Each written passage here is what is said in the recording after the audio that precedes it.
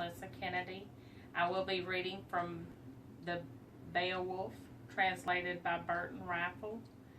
I chose this piece because it's one of my son's favorites.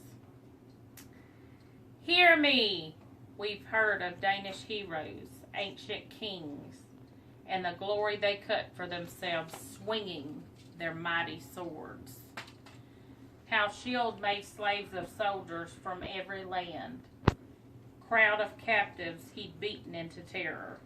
He'd traveled to Denmark alone, an abandoned child, but changed his own fate, lived to be rich and much honored. He ruled lands on all sides, wherever the sea would take them. His soldiers sailed, returned with tribute and obedience.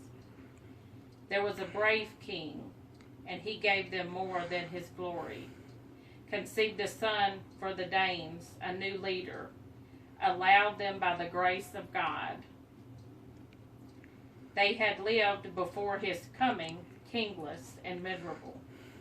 Now the Lord of all life, ruler of glory, blessed them with a prince, Beo, whose power and fame soon spread through the world. Shield's strong son was the glory of Denmark. His father's warriors were wound round his heart with golden rings, bound to their prince by his father's treasure.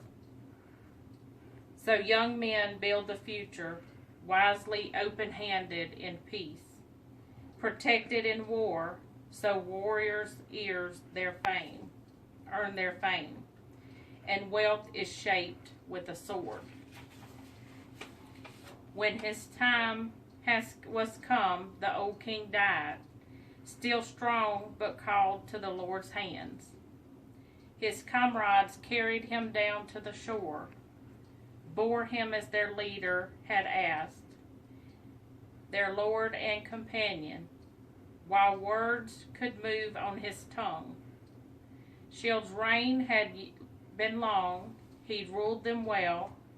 There in the harbor was a ring-proud fighting ship, its timbers icy and waiting.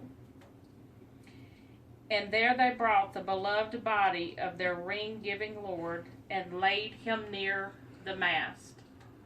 Next to that noble corpse they heaped up treasures, jeweled helmets, hooked swords, and coats of mail armor, carried from the ends of the earth,